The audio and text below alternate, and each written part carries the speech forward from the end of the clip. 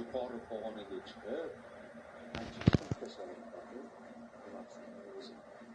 Olimpik Marsel darvozasiga esa 11-marta gol urdi. Tabiiyki, avvalgilari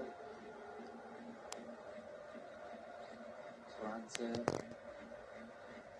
ligasida yoki Kubogida urdi.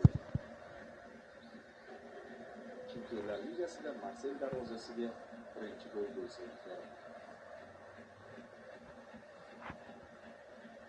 Kurtuva jarima zarbasi standart.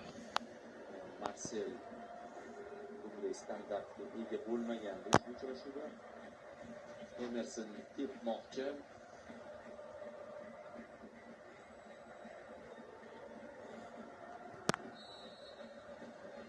Greenwood esa uzatma. Kurash